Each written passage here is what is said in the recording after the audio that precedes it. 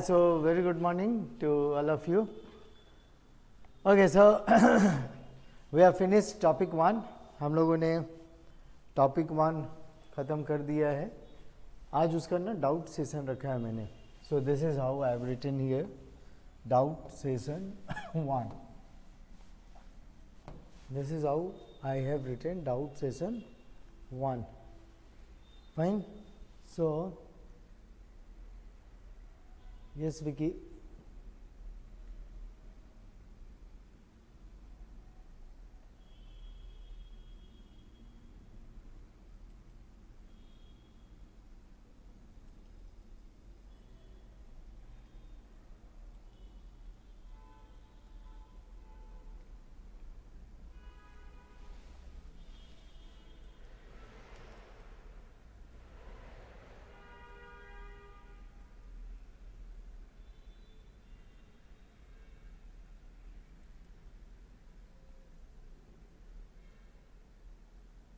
हाँ सो कल का जो डाउट था थोड़ा सा उसको ना आपको आना चाहिए कि बेसिक फंडामेंटल डिफरेंस जो है कांट और सॉरी कांट और लैपलास में क्या था. ठीक है, देखिए दोनों ने इधर मैं लिख रहा हूँ. आज हम लोगों का डाउट सेशन है कांट और लाप्लास. ये जो चीज़ है ना बेटा, ये सब कोई क्लियर नहीं कर सकता है. उसके बाद बताना कि कैसा फील किया तुमने ये जान के. तो दोनों ने कहा कि नेबुला है. Nebula around an axis rotation कर रहा है इसे. नाउ कांट का जो नेबुला था बेटा, इसका टेम्परेचर बढ़ रहा था.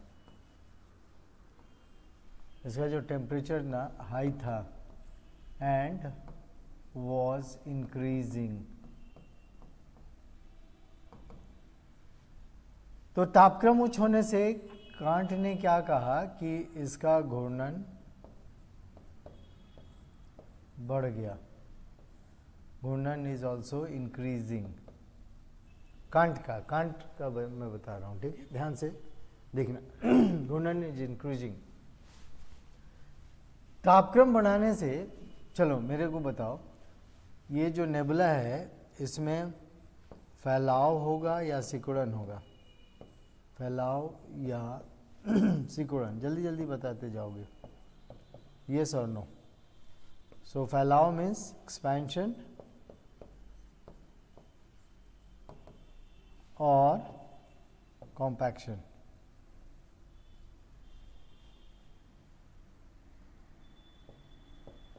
यस, ये दोनों में क्या होगा? तो जरा जल्दी से बताना, क्विक विकी. अगर तापक्रम बढ़ रहा है तो उसका क्या होगा? उसका मटेरियल और गैस फैलेगा बेटा, फैलाव होगा पक्का. लाप्लास ने कहा कि नेबुला ठंडा हो रहा है, इसका टेम्परेचर डिक्रीज कर रहा है. Temperature is decreasing. यानी कि ये जो तुम्हारा हॉट नेबुला था इधर हॉट रह गया और इधर की ओर ये कोल्ड नेबुला में कन्वर्ट हो गया, कोल्ड हो गया. बात समझ लो बेटा.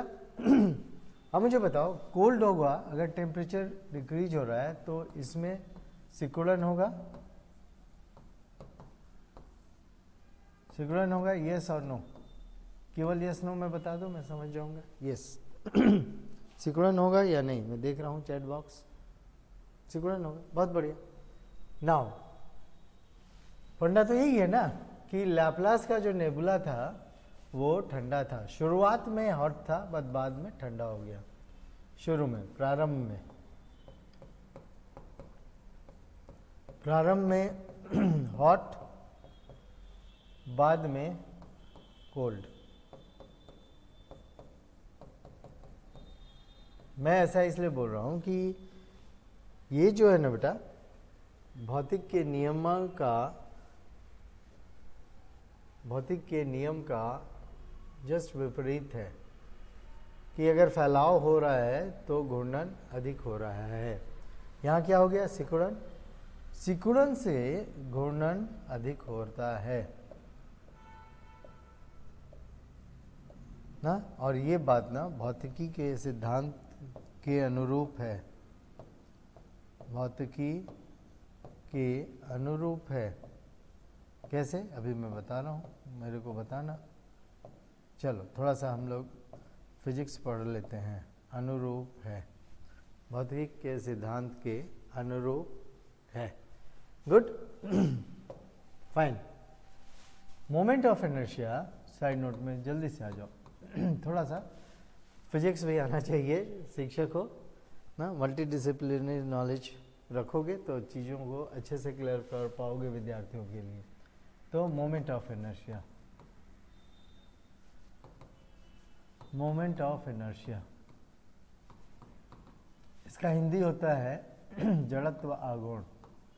थोड़ी बात मैंने बताई थी लेकिन अभी थोड़ी और बता देता हूँ। आज डाउट सेशन रखा है तो जड़ से समस्या का समाधान होता है, ठीक है।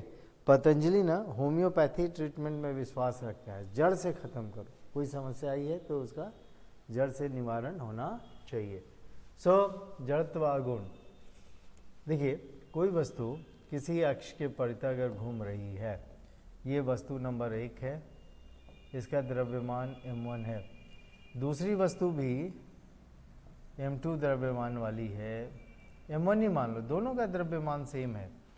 अक्ष से, अक्ष के चारों ओर घूम रही है बेटा, इसकी दूरी मान लो r1 है, इसकी दूरी r2 है, ठीक है। द्रव्यमान सेम है, ये इस त्रिज्या में चक्कर लगाएगी इसके चारों ओर, और ये जो वस्तु है दूसरी वाली, ये उजली त्रिज्या में चक्कर लगाएगी। तो इसका वृत्त बड़ा होगा, इसका वृत्त बड़ा होगा, इसका वृत्त छोटा होगा। बात समझ में आई बेटा। नाउ मोमेंट ऑफ इनर्शिया का संकेत होता है आई। आई की जो परिभाषा है वो होती है mr²। ये बॉडी ए है, ये बॉडी बी है, तो ए बॉडी का जड़त्व आघूर्ण बता दो बेटा जल्दी से चित्र देख के। तो mr² इसकी परिभाषा है मोमेंट ऑफ इनर्शिया की। तो ए का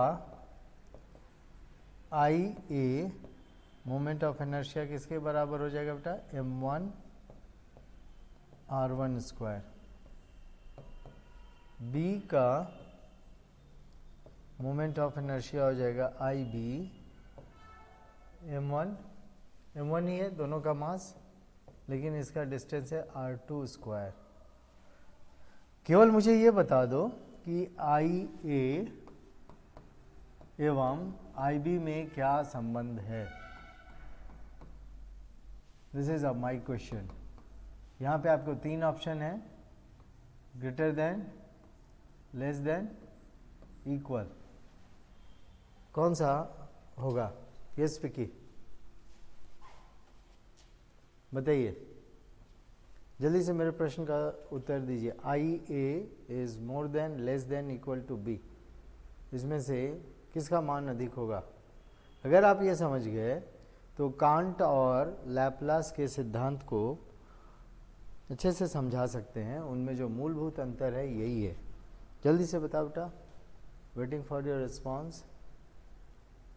ए is more than, less than, equal to B. A type करो, उसी से मैं समझ जाऊंगा I A I B.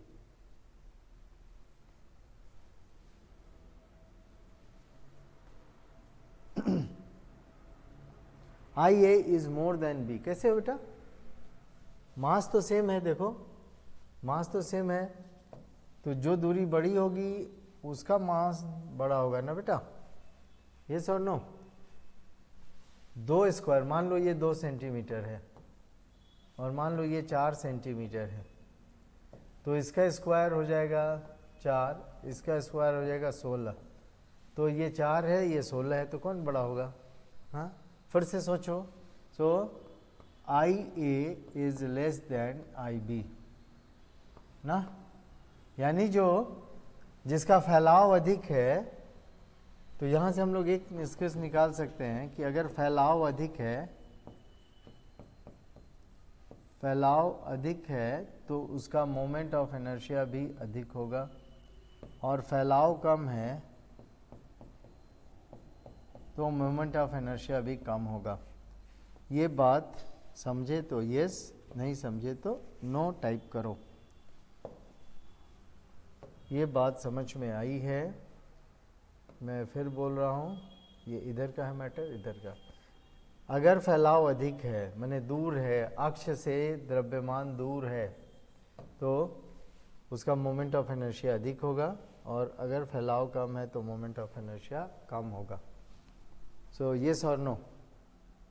Okay, ठीक है।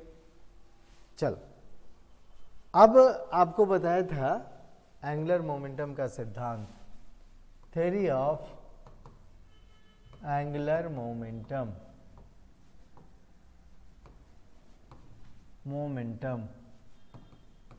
थ्योरी ऑफ एंगुलर मोमेंटम, ठीक है। कोणीय संवेग,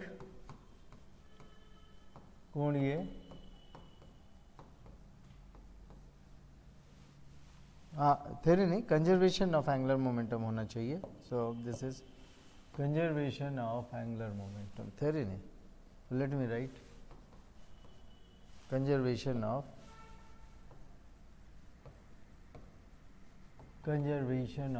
एंगुलर मोमेंटम, कोणीय संवेग संरक्षण का सिद्धांत।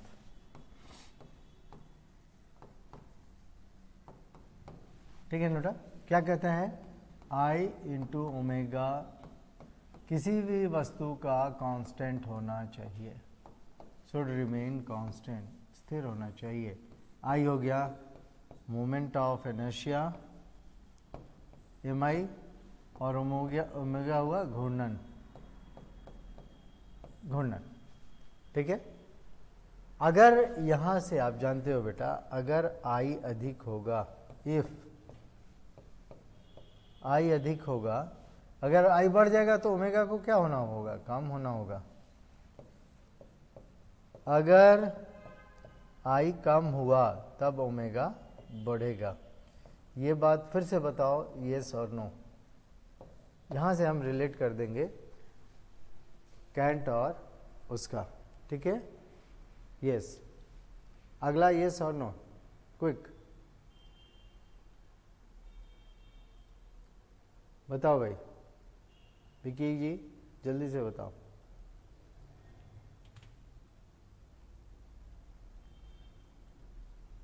इस बार अभी तक आपका रिप्लाई नहीं आया।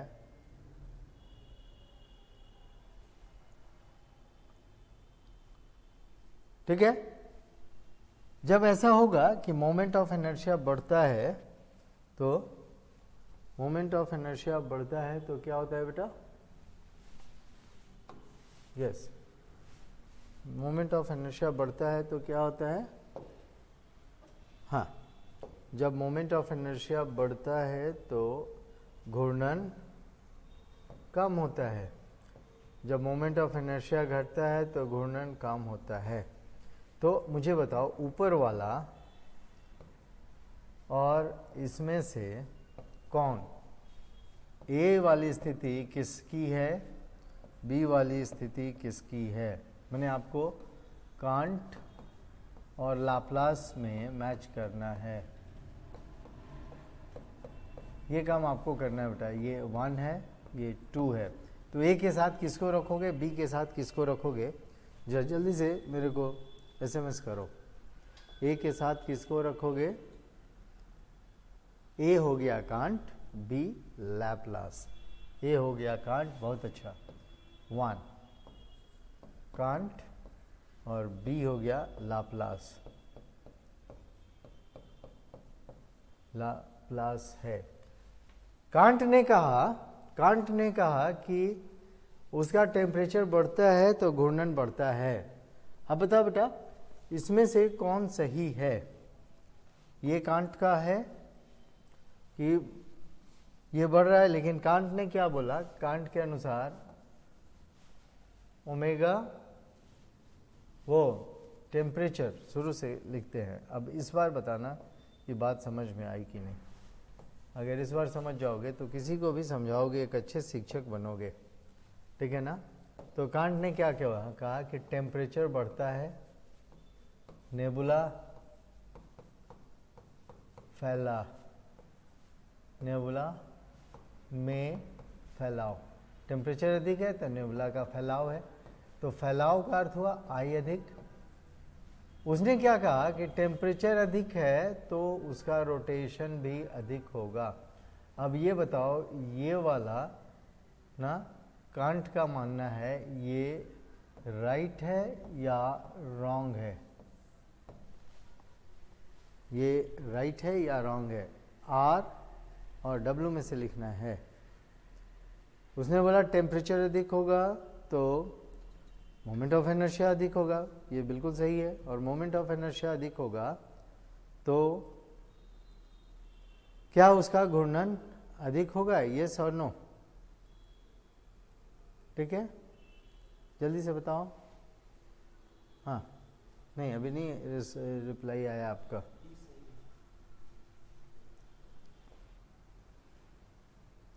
हाँ, ये नो हो गया। तो इसका अर्थ है कि कांट की अवधारणा यहाँ पर गलत है, यहीं पे कांट गलत थे, इसी को ठीक किया, गलत थे, भौतिकी से मैच नहीं किया। लाप्लास ने क्या बेटा कि तुम्हारा हॉट नेबुला कोल्ड नेबुला में बदल गया, cold nebula.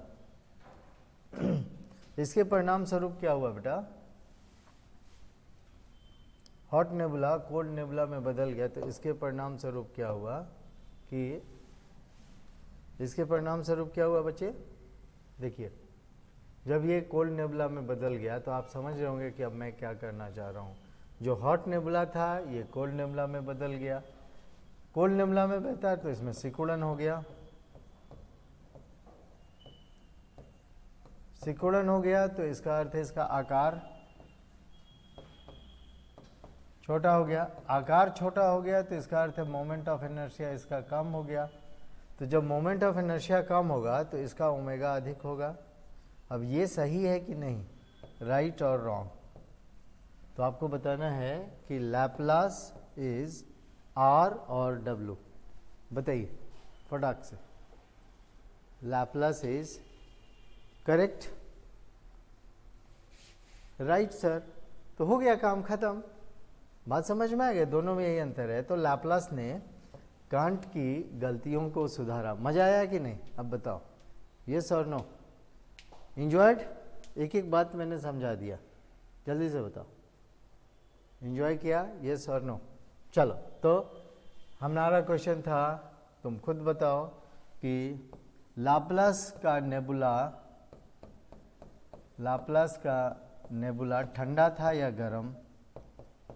Nebula was hot और कोल्ड। तो ये था आज का डाउट सेशन, और इसको तुम अच्छे से एंजॉय किए होगे। मज़ा आ गया ना? देखो बोले थे ना कि मज़ा आएगा, ऐसे शिक्षक होना है। देखो ठंडा हो गया। अब आंसर कल का क्या हो गया बेटा? ठीक है, एम आई राइट और रॉन्ग?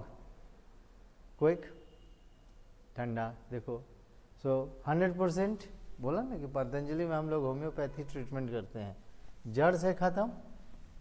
सो मन से पढ़ो। और हम लोग नेक्स्ट क्लास में क्या करने वाले हैं कि और कोई डाउट है बेटा तो बताएंगे, नहीं तो हम लोग, ये हमारा डाउट सेशन था, छोटा सेशन था, थोड़ा सा फिजिक्स पढ़ा दिया आपको, गुस्सा तो नहीं हुए?